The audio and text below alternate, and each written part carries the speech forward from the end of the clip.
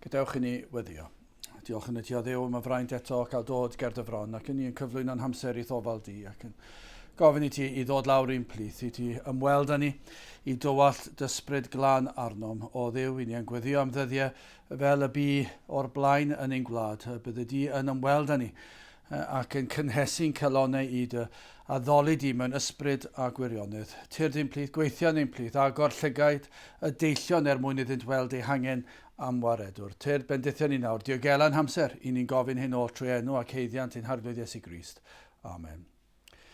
Cyn i ni ddarllen o air Duw, un cyhoeddiad arbennig am ein gwasanaeth y Pasg, fydd yn cael ei gynnal eleni ar nos Iau Ebrill y cyntaf am hanner awr wedi 7, ond fe fydd yr oedfa honno'n cael ei ddarlledu ar-lein yn unig, ar YouTube, ar ein gwefan Nghapel yr Rhath. Felly, nos Iau Ebrill y cyntaf am hanner awr wedi 7 ar YouTube, fe fydd y parchedig Martin Williams yn pregethu ar gyfer ein hoedfa ar gyfer y Pasg. Nawr, gadewch ni ddarllen o air Duw, o lyfr yr Actau. Actau y 9fed benod ac yn dechrau yn yr adnod gyntaf. Actau penod 9 ar adnod gyntaf. A Saul eto yn chwythu bygythiau a chelanedd yn erbyn disgyblion yr arglwydd a aeth at yr archoffeiriad ac oedd ei syfod ganddo lythyrau i Ddamascus at y synagogau fel os cael ei fe neb o'r ffordd hon na gwir na gwragedd y gallai e fe ei dwy'n hwy yn rhwym i Jerusalem. Ac fel yr oedd e fe yn ymdaeth, bydd o ddyfod yn agos i Ddamascus ac yn ddisymwth llywyrchodd o'i amgylch o leini o'r nef. Ac e fe asyrthiodd ar y ddeiar ac y glybu lais yn dywedyd wrtho, Saul, Saul, paham yr wyt yn fy erlyd i. Yntai y ddywedodd, pwy wyt ti arglwydd? A'r arglwydd y ddywedodd, my fi yw Iesu, yr hwn yr wyt ti yn ei erlyd. Caled yw i ti yw ringo yn erbyn y symbylau. Yntai gan grynu ac a braw arno, a ddywedodd arglwydd, beth a fyny di i mi yw neithir? A'r arglwydd a ddywedodd wrtho, cyfod a dos i'r ddinas, ac fe a ddywedir i ti pa beth sydd rhaid i ti yw neithir. A'r gwir oedd yn cyd deithio ag ef a safasant yn fyd, gan glywed y llais ac heb weled neb, a Saul a gyfododd oddi ar y ddeiar, a phan agorwyd ei lygaid ni welai e fe neb, eithir hwy a'i tywysasant ef erbyn ei law, ac a'i dygasant ef i mewn i Ddamascus, ac e fe a fi dridiau heb weled, ac ni wnaeth na bwyta nac yfed. A bydde bendith Duw ar ei air sanctaidd ef. Gydewch ni edrych ar y benod honno, Actau'r 9fed benod a'r bedwaredd adnod fel testyn ac e fe a syrthiodd ar y ddeiar ac a glybu lais yn dywedyd wrtho, Saul, Saul, paham yr wyt yn fy erlyd i. Nawr, mae gwrando ar dystiolaeth rhywun yn gallu bod yn ddigwyddiad cyffroes ac mae'n gallu bod yn sicr yn galanogol iawn. Falle bod chi wedi cael y profiad mewn oedfa yn falle mwy anffurfiol, a rhywun wedi cael gwahoddiad i ddweud wrth eraill sut y deithon nhw i gredu yn yr arglwydd Iesu Grist. Hynny yw, yn rhoi ei tystiolaeth. Ac yn aml, yn enwedig yn y dyddiau hyn, mae'n gallu fod yn rhywbeth sydd o fydd i ni, o fendith i ni, ac eto yn fater o bryder hefyd.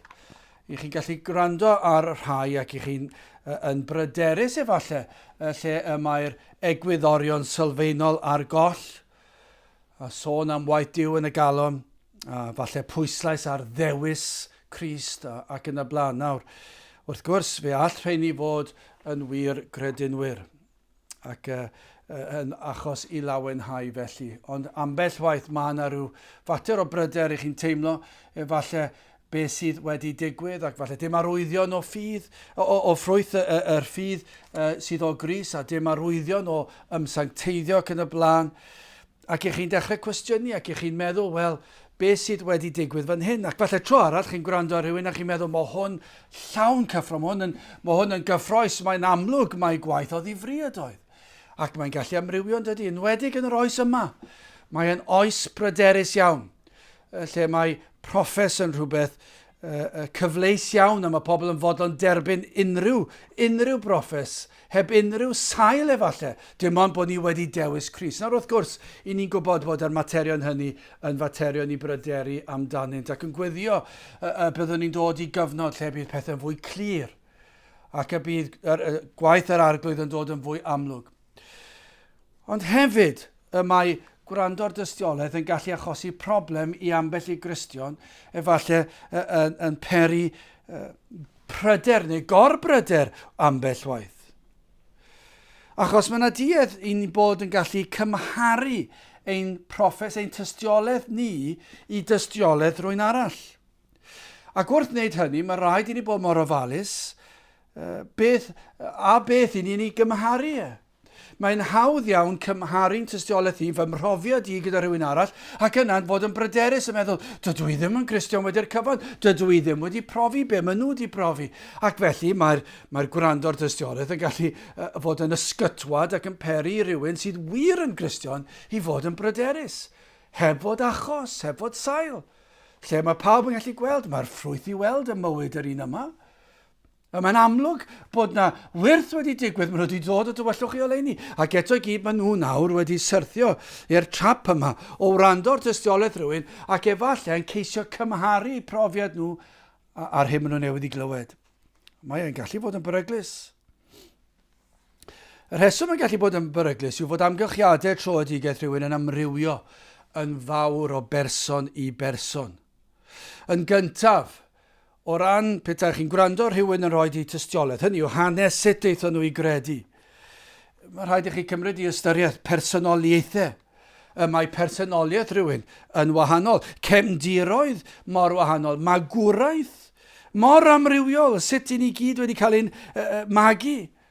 Mae'n diwylliant ni yn amrywio. Mae'n gallu ni yn amrywio. Diddordebau ni yn amrywio. Mae rhai'n cael ei magu'n grefyddol, eraill yn gwbl di-dduw. Ac felly, beth chi'n gwrando ar hanes sut y mae'r rhain wedi dod i gredu, mi fyddai amgylchiadau allanol nhw i gyd yn amrywio yn anferthol, gan bod nhw'n dod o gymaint o sefyllfaoedd gwahanol. Gall rhywun fod mewn oedfa ac yn profi'r y brofiad yma o droedigaeth. Neu gallen nhw fod adref mewn ystafell ar ben ei hun. Neu gallen nhw fod yn teithio rhywle, neu cerdded i rhywle. Yn cerdded y mynyddoedd, cerdded strydoedd y ddinas. Gallen nhw fod unrhyw le. Ac yn dod i gredu. Ac hefyd, mae'r lefel yr argyhoeddiad yn gallu amrywio. Mae'r rhai yn profi rhyw argyhoeddiad o bechod sydd yn ei llorio nhw yn llethol tu hwnt ac yn para misoedd. I eraill, mae yn brofiad real, ond efallai y profiad gwreiddiol mewn un oedfa cyn dechrau'r oedfa, doedden nhw ddim wedi profi. Cyn diwedd yr oedfa, maen nhw wedi profi'r argyhoeddiad o bechod. Ac yna wedi dod i gredu. Mae hwnna'n gyfnod byr i un, cyfnod hir y llall. Ac felly mae angen i fod yn ofalus nad ydyn ni'n cymharu y pethau hynny. Wel, mae gwrando dystiolaeth yn hyfryd yn diwedd. Ambell un yn sicr i chi meddwl mae'r rhain wedi deall, ambell un arall chi'n meddwl, wel, mae yna lot o bwysles ar ddyn a dewis dyn a chi braidd yn bryderus. Eto gyd yn obeithiol yn gweddio bod gwaith wedi digwydd. Ac yna, mae'r eraill chi'n gwrando ar dystiolaeth ac yma'n gallu peri rai ddechrau'n i gwir Gristnogion i ddechrau'n tipyn bach, achos maen nhw wedi ceisio cymharu y pethau anghywir. Ond mae'n beth da a phwysig i gymharu ar egwyddorion sylfaenol. Mae hyn yn gymaint o galondyd pan ni'n clywed y materion hynny. Nid llawer sydd wedi profi digwyddiadau profodd Paul. Does dim llawer wedi profi troedigaeth yr elfennau allanol fel Paul. Ond fe fydd pob un Cristion wedi profi yr union yr un troedigaeth a chafodd Paul. Fe fydd yr egwyddorion sylfaenol i gyd yno, yr union, yr un peth a Paul, ond yr amgylchiadau allanol y wahanol. Wel, yn gyntaf, hoffwn ni edrych ar presenoldeb Crist, ac yn ail cwestiwn Crist, ac yn olaf yn drydydd cariad Crist. Wel, presenoldeb Crist. Wrth i Paul agosau at Damascus. Mae'r hanes yn un cyfarwydd iawn, ni'n gwybod yr hanes yr oedd yn llawn cynlluniau yn doedd e. Cynlluniau i ddal gymaint o Gristnogion a phosib. Paratodd i'w llusgo nhw allan a mynd â nhw'n gaeth i Jerusalem. A dyna oedd ei fwriad e. Ac roedd e'n llawn sêl. Roedd e am garcharu Gristnogion. yr oedden ni cysau nhw. Ond yna'n sydyn iawn, digwyddodd y peth olaf y disgwyliau Paul i ddigwydd. Doedd e ddim yn disgwyl hwn i ddigwydd. Lloriwyd Paul gan oleuni mawr. Adnod 3. Ac fel yr oedd fe yn ymdaith, bydd o ddyfod yn agos i Damascus, ac yn ddisymwth llywyrchodd o'i amgylch oleuni o'r nef. Dyna chi brofiad.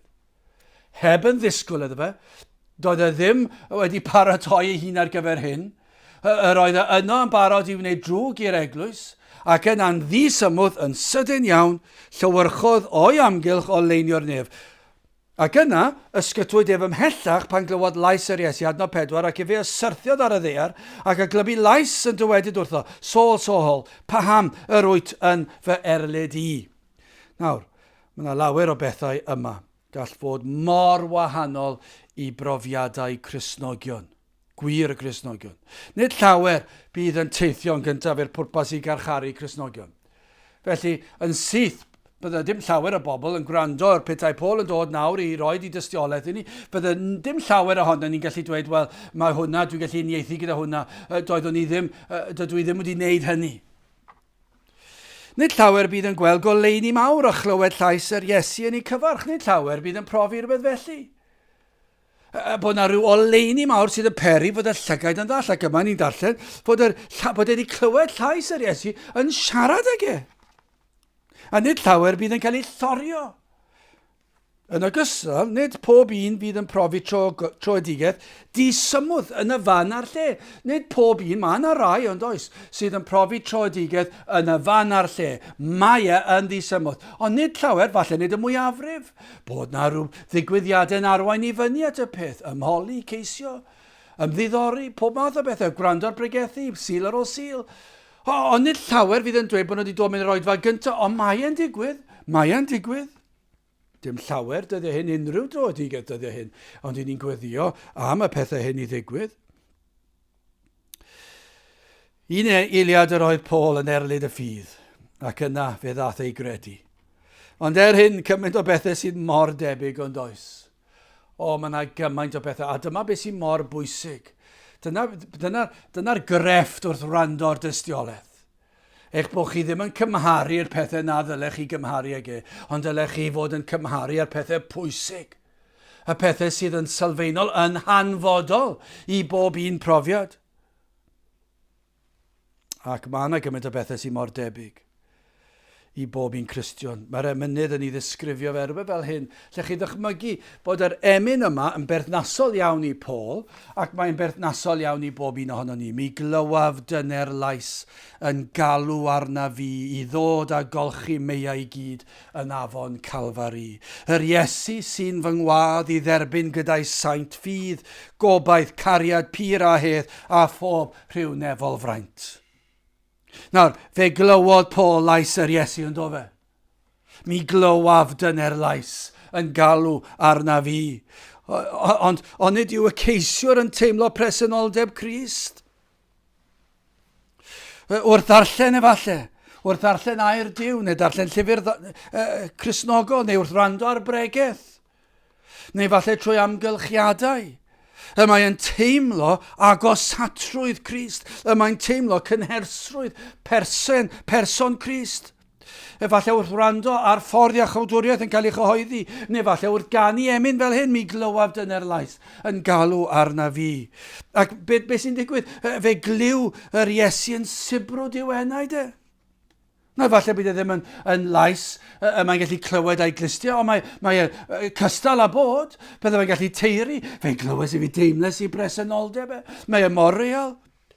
Ac mae fel bethau mi glywaf dyna'r lais yn dweud, tyr data i, tyr dyn y gosach, a droed y groes, tyr diolchi dy holl feiau i ffwrdd, tyr derbynia ffydd, gobaith, cariad pur a hedd, a phob rhyw nefol fraint. Dyna be glywodd Paul, a dyna beth mae pob Cristion. Mae yna rhyw elfen o hyn yn ysbrydol felly, wrth wrando ar y bregeth efallai. Mi glywaf dyna'r lais. Yng ngeiriau'r pregethwr, mae'n clywed llais yr Iesu. Yn ei wahodd yn galw arno, tyrd yn agosach.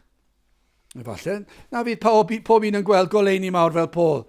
Na fydd profiad o gael ein dallu oherwydd gogoniant Crist. Ond fel y dywedir i Paul weld y goleini, dyma'r dywediad, dyma'r byd yn dynyddio hwn yn dynnu, i weld y goleini ac maen nhw'n dynyddio fe allan o'i gyd-destun. Ond mae mor real. Fe welodd e'r goleini, ond nid dyma yw profiad pob Cristion. Yn ysbrydol felly trwy ras, trwy bresenoldeb Crist yn agosau at yr enaid. Yna mae'r llygaid yr enaid yn cael ei hagor. Dyna beth sy'n digwydd. Ac nawr yn gallu gweld. Pam? Mae'r goleini'r efengil wedi dod mewn. Mae presenoldeb gogoneddus Crist wedi agosau ac mae presenoldeb efn ogoneddus yn oleini pyr, goleini yw Crist. Ac felly mae e'n goleio y tywyllwch i ni ynddi. Dyna beth sy'n digwydd. Presenoldeb Crist yn peri i'r enaid weld i bechod. Ond nid dyna oedd beth ddigwyddodd i Paul. Fe gafodd y profiad yma o leini mawr, ond mae'r holl brofiad yw profi presenoldeb Crist hefyd. Ac yn y profi'r presenoldeb gafodd e weld i bechod. Fe ddeallodd e nawr, beth oedd e ddim wedi deall o'r blaen, a dyna beth sydd yn digwydd i enaid. Mewn oedfa, falle wrth ddarllen, wrth gan i emyn, y mae presenoldeb Crist yn agosau. A trwy waith yr ysbryd glân, y mae'r enaid, mae'r llygaid yn cael ei oleio ac yn peri nawr i weld, ac yn gweld y cyflwr yr enaid. Ac yna yn cael gweld beth nath Iesu Grist drosto. Ond nid yna bydd yw cael y goleini yma, goleini ysbrydol yma. Nawr dwi'n deall beth yw'r groes. Dwi'n deall beth oedd Iesu Grist yn ei wneud yn byw bywyd perffaith roedd rhaid iddo fe. Yn fy lle fi, doeddwn i ddim yn gallu. Dwi'n deall nawr bod Iesu Grist wedi cyflawni'r gyfraith yn fy lle. Dwi'n deall pa math i'r groes nawr. Rhaid oedd iddo fy'n i'r groes. Rhaid oedd i'r tad gosbi pechod. Ac fe gosbodd e Crist yn fy lle, ac mae popeth yn dod i'w le. Falle bod chi wedi clywed o'r blaen, ond ddim yn ei ddeall. Ond nawr, mae'r goleini wedi llewyrchu. Dyma yw profi presenoldeb Crist. Pan ddaw trwy waith yr ysbryd glân yr ymwybyddiaeth o presenoldeb Crist daw ar gyhoeddiad o bechod a golwg o beth mae Iesu Grist yn ei drostoch chi. Am gyfnodau tebyg yn ein hoedfaon. Pinnau bod nhw yn yr adeilad ac yn y cnawd y betai a pobl yna'n gwrando neu ar-lein yn eich cartrefi. Am brofiadau tebyg i hyn. Falle wrth i chi gerdded, wrth i chi noswylio, y bydd yr arglwydd yn agosau ac yn eich deffro o'ch trwmgwsg. Dyna chi presenoldeb Crist. Fe gafodd Paul y profiad yma mi glywaf dyne'r lais yn galw arna fi ddod a golchi meiau gyd yn afon Calfari. Yr Iesu sy'n fy ngwadd i dderbyn gyda'i saint ffydd, gobaith, cariad pur a hedd a phob rhyw nefol fraint. Wel, gadewch ni symud ymlaen yn ail y cwestiwn Crist adnod 4 ac efe asyrthiodd ar y ddeiar ac a glybu lais yn dywedyd wrtho, Saul, Saul, paham yr wyt yn fy erlyd i. A'r sylwch, enwyd e ddwywaith, Saul, Saul. Nawr, gwybu Paul yn syth o'r presenoldeb, ond roedd yn gwybod hefyd o'r ysgrythur mae galwad dwyfol ydoedd. Roedd yn gwybod hynny, fe ddeallodd e roedd y presenoldeb mor real. Ac roedd yn gwybod mae galwad o ddifri ydoedd. Gwybu mae llais tyner ydoedd yn pledio gef gan bod e'n dweud Saul, Saul. Yn pledio'n dyner, mi glywaf dyner lais, dyna be brofodd e. Oedd yr enwi mae ddwywaith yn arwydd o dynerwch y gwaredwr. Ac am ofal, am gariad yn galw arno ddwywaith, deffra Paul. Ystyria yr hyn yr wyt yn i'w wneud. Mae fel bethau chi'n dychmygu'n lleisiau ni, fel bethau'r llais yn grynedig, oherwydd baich dros y person i chi'n ei galw nhw. Saul, Saul. Na fydde ti yn ystyried. Ystyria hyn yr wyt yn i'w wneud. Mae yna elfen yma dor calon. Mae am i Paul gymryd sylw, gwrando, ymateb, newid y ffyrdd. Mae yna ddifrifoldeb yn y cwestiynu. Achos nid mater bach yw e. Nid mater o farn sydd yma, o bod opsiwn ganddo o ddewis. Ond mae'n fater hanfodol yn diwedd, mae'n fater difrifol. Mater yn ymwneud ag ogoniant Crist. tragwyddoldeb yr enaid, tynged yr enaid. Dyma'r mater, yr oedd y profiad yma gafodd Paul ar y ffordd i Damascus, yr union un profiad mae bob un Cristion yn ei gael o dod i weld i pechod, profi presenoldeb yr arglwydd, a clywed tynnu'r lais yr Iesu'n galw arnoch chi. Ac felly, mae yna elfen yma o ddifrifoldeb. Mae'n siarad ag fel un lle mae peryg mawr ar ddigwydd. Mae yna rhyw faich dwys yma. Fel un sydd ar ymyl pydew erchill twfn, neu falle fel un sydd ar ymyl clogwyn anferth. A'r peryg yma nhw'n ei wynebu, un cam arall a fe fydd y person yna'n llithro ac yn syrthio i'w marwolaeth. Ac felly mae yna elfen felly yn y Saul, gwranda, mae gen i gwestiwn i ti.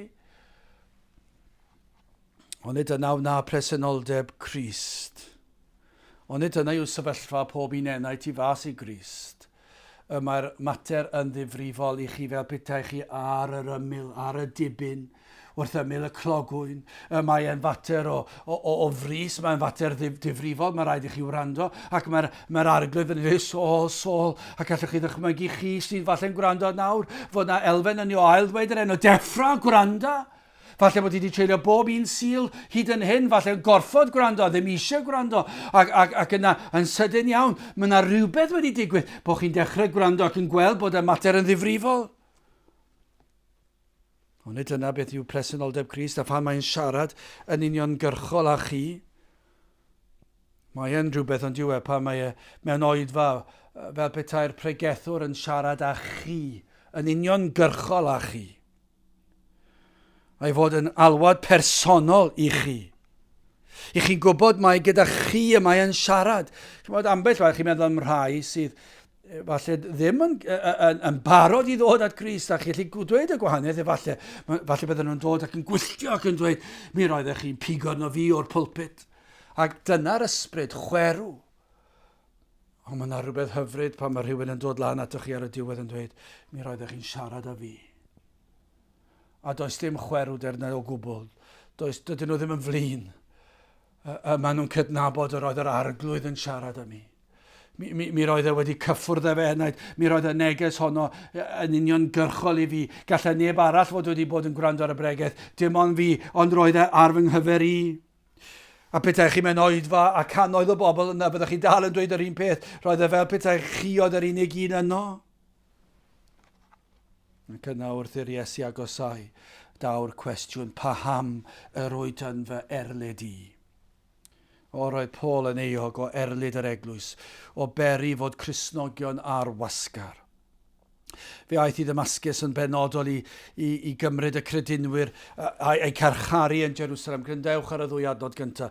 Dyma pam mae'n cael ei gwestiynu, achos dyma beth oedd yn wneud. A Saul eto'n chwythu bygythiau a chelanedd yn erbyn disgyblion yr arglwydd. A aeth at yr archoffeiriad, ac a syfodd ganddo lythyrau i Damascus at y synagogau, fel os cael ei fe neb o'r ffordd hon, na gwir na gwragedd, y gallai ei fe ei dwy'n hwy yn rhwym i Jerusalem. Yr oedd Paul yn ffyrnig yn erbyn y Cristnogion ac wedi cyfiawnhau y weithred o erlyd Cristnogion droion siwr o fod. Ond ydy hwnna'n wir? Mi fydde wedi gallu cyfiawnhau'r peth. Mi roedd e'n un crefyddol. Mi roedd y Cristnogion yma yn fygythiad i'r ffydd Iddewig. Mi roedd e'n gweld nhw yn bygwth awdurdod Duw yr Iddewon. Ac felly doedd e ddim yn gallu gweld bod gan rhain yr hawl i wneud e. Ac felly gymaint llawn sel oedd e, yr oedd am lusgo y Cristnogion i'r carchar. Ac oedd e'n gallu cyfiawnhau hun. Fe gredodd e'n llwyr mae cyfiawn oedd ei erledigedd o Gristnogion a dilynwyr Crist. Ond nawr, pan gafodd e brofiad o bresenoldeb Crist, cafodd weld mae erlyd Crist a wna, ac nid y disgyblion yn unig. Os erlyd y disgyblion yna erlyd Crist, yna beth sy'n digwydd. Mae cysau y Meseia ydoedd wrth wneud hyn. Ac fe ddath ei weld e. Petai chi wedi trial dadled y fe am fisoedd a blynyddoedd. Cyn hynny, byddwch chi wedi methu. Ond yna'n presenoldeb Crist a ni berswadio fe'n llwyr. Ei fod e wedi bod yn erlyd y Meseia, mab Duw. Sawl un crefyddol sydd wedi bod yn ffyrnig at rai sydd yn credu'r Efengil. Mae yn gyffredin ond diw e.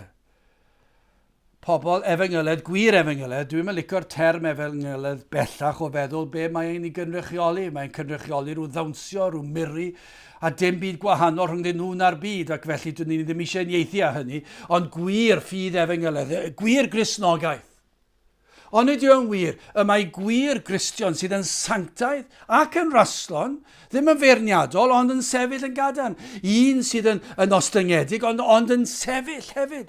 Y mae un sydd wedi profi gwir ffydd, gwir brofiad o Dduw. Y mae'r rheini yn peri i'r crefyddol i cysau nhw. Mae'n wir ond diw e.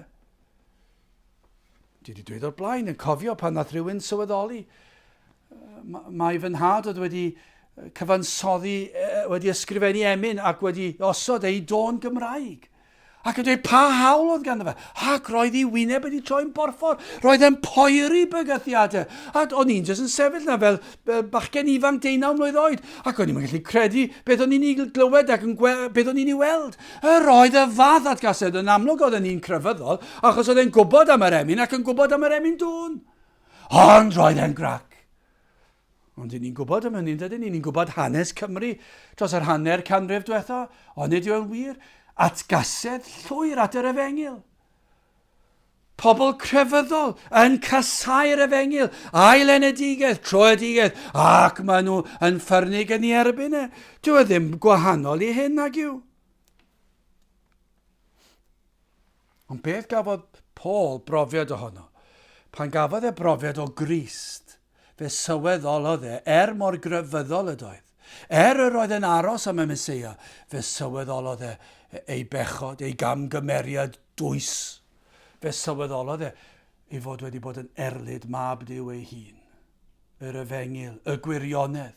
Ei fod wedi bod yn y tywyllwch, doedd e ddim wedi gweld hynny cyn, ond nawr fe ddeallodd e hyn. Ond mae'n rhywbeth sydd mor real yn y byd crefyddol ond yw e. Mae'r ffyrnigrwydd yma tuag at dilynwyr Crist. Tuag at yr rhai sydd yn honni credu hyn. Ond dydyn nhw ddim yn sylweddoli wrth erlyd, wrth gasau, wrth wawdio yr rhai hynny sydd yn credu'r Efengil yma nhw'n gwawdio Crist ei hun. Bod nhw'n proffesu, bod nhw'n dilyn Crist, ac yn mynd i'r capel, ac yn darllen y Beibl, ac yn canu emynau falle, neu cyneuon ysgaf, neu beth bynnag yw e. Ac maen nhw'n dweud bod nhw'n ddilynwyr i Grist, ond wrth gysau y gwir ffydd, dyn nhw'n mynd i gweld e. Rhai cael presenoldeb Crist, ydyn nhw'n weld bod nhw'n erlyd Crist ei hun. Achos dyma beth gafodd Paul i weld. A gofyn i'r cwestiwn i Paul, pam? Pam wyt ti'n ei wneud e? Pam ydych yn gwneud y fath beth? Falle chi sydd yn gwrando nawr. Oes yna rai sydd yn cysau Cristnogion, neu o leiaf y ma sy'n ceisio byw bywydau sanctaidd ymwahanu o'r byd. O, cymerwch rybydd, byddwch ofalus. Nad ydych chi yn euog o erlyd Iesu Grist ei hun, heb i chi sylweddoli. A yw Crist yn holi cwestiwn debyg i rai sydd yn gwrando heddi? A yw yn dweud pam wrthych chi sydd yn eistedd yn o'n gwrando? A yw yn dweud pam? Pam ydych chi dal i wrthod? Pam ydych chi dal i wrthod yr Efengil? Pam ydych chi dal i fyny dilyn llwybr bydol? Pam ydych chi dal i anwybyddu geiriau'r pregethwr? Pam nad ydych chi'n ceisio y gwaredwr? Pam nad ydych chi'n anrydeddu dydd yr arglwydd? Pam ydych yn dal i fyny dilyn llwybr anfoesol? Neu beth bynnag yw e? Beth bynnag yw'r materion i chi'n euog ohonynt, falle bod chi'n grefyddol. A'r cwestiwn yw pam i chi'n erlyd y gwir ffydd? Pam i chi'n erlyd yr rhai sydd yn cyhoeddi'r Efengil yma? Pam i chi'n cysau'r ddysgeidiaeth ar yr ail enedigaeth a throedigaeth a cyfiawnhadru ffydd yn unig? Pam? Ac falle bod Iesu Grist yn dweud, ydych chi nawr, chi sydd angen clywed hwn, pam i chi'n erlyd Crist? Neu falle rhywun sydd ddim hyd yn grefyddol ond sydd yn gwrando, ond yn neges yw pam i chi ymynu dilyn ffordd bechadurus. Pam? Roedd Paul yn ddiesgus. Fe gafodd e gymaint o freintiau yn do fe. o fod yn un o'r Iddewon. Y bobl a gafodd gair Duw, y gyfraith, y proffwydi, y roedd Paul o bawb yn ddi-esgus, roedd e'n gwybod i Hen Testament e wella neb arall. Gafodd e gymaint o freintiau. Fe gafodd e ei ddysgu beth wedodd y proffwydi. Roedd yr efengil yno yn llyfr Eseia. Dyna chi fraint gafodd Paul. Mi'n tybio ni fydde Paul yn gallu adrodd darnau helaeth o Eseia o'i gof. Ond oedd e ddim wedi ddeall e. Ond dyna chi fraint gafodd e. Roedd e'n ddi-esgus. Efallai bod na un sydd yn gwrando sydd wedi derbyn gymaint o freintiau. Falle bod chi wedi cael magwraeth Cristnogol. Ond eto i gyd, i chi dal i wrthod. Pam? Pam i chi'n gwneud hynny? Dyna beth o fynodd Iesu Grist i Paul. Fe oedd y Saul, pam wyt yn ferlyd i? Ac falle dyna'r cwestiwn sydd yn bwysig i rai ohonoch chi wrando heddi. Mae fel mae'r ymynydd yn ei ddweud, pam bechadur cyndyn, pam y colli denau drud, mae dy grewr heddiw'n gofyn, pam yr ymgydynnu cyd. Pam yr ail groes hoeli'r Iesu, pam na fyny droi a byw, darfu iddo drosod weidi, dychwel at dy ddiw. Prysur ddarfod mae dy ddyddiau, dyfod y mae angau di, i ti yn ysgafn chwarae, dirwyn mae dy oriau di. Ymhalu y byd y drigfan, wedi'r el y byd ar dan, o fy enaid, meddwl weithian am y siwrnau sydd o'th flaen. Cyn i ddiw dy roedd i fyny, cyn i dorwedd yn y bedd, cyn i angau dy ddychrynu, mynd adnabod Duw a'i hedd. Wel yn olaf ac yn drydydd, cariad Crist. O, fe geir ymdeimlad yma o dy nerwch. Rhybydd yn y cwestiynu fel y dywedir eisoes, ar sail, breintiau mwynhaodd Paul, fel iddew, pam wyt ti yn ferlyd i, ar sail yr hyn wyt ti di ddysgu'n barod. Ond hefyd, ceir elfen yma, cwestiynu ar sail pwy o'r un y mae yn erlyd, sef Iesu Grist. Mae'r arglwydd fel bod e'n dweud, Saul, wyt ti'n sylweddoli pwy wyt ti yn erlyd? Wrth erlyd Cristnogion, rwyt ti'n erlyd Iesu Grist, mab Duw, wyt ti'n sylweddoli hynny? Un sydd wedi edrych arna ti, Paul, cyn i'r byd cael ei lunio, yn ôl yn rhagwyddoldeb, edrychodd Crist ar Paul yn dofe. Ac mae yna elfen yma yn y cwestiwn i, pam, Saul? Pam wyt ti yn ferlyd i?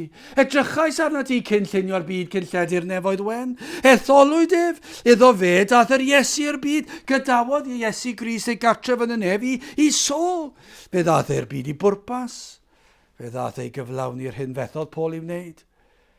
Fe gadwodd e'r gyfraith yn ei le. Fe ddath i fodloni gofynu yn y tad yn ei le. Fe ddath mwyn mynd i'r groes lle gymerodd ei gosb yn ei le. Fe ddath i dywallt ei waed ei fwy ne. Fe roddodd ei fywyd yn brydwerth i'w rhyddhau o gaeth ddiwed ei bechod. Pam wyt ti yn ferlyd i? Wedi i mi wneud hyn oll dy fwyn di? Chi sydd yn gwrando heddi. Chi sydd wedi gwrthod Iesu Grist, efallai wedi meddwl meddyliau o gasineb tuag ato. Chi sydd wedi gwrthod ildio iddo a phlygu i'w ewyllus. Chi, efallai sydd wedi gwrthryfela yn erbyn y disgwyliadau sydd o Gristnogaeth, efallai wedi gwneud rhyw broffes cyfleus ac yna wedi dod i glywed y pregethwr yn dweud, mae fel hyn y mae Cristnogion i fod, ac i chi ddim yn hoffi hynny, i chi'n hoffi'r tywyllwch, i chi'n hoffi'r byd, i chi'n hoffi'r miri, i chi'n hoffi'r cyfeilliach ar byd. Pam i chi'n i'w wneud e? Pam y gwnewch hyn? O feddwl, o ystyried yr hyn a wnaeth Iesu Grist trostoch chi. O, y byddwch chi'n cymryd y cyngor a geir yn yr emyn yma. Dyma chi gyngor. Chi sydd yn gwrando nawr.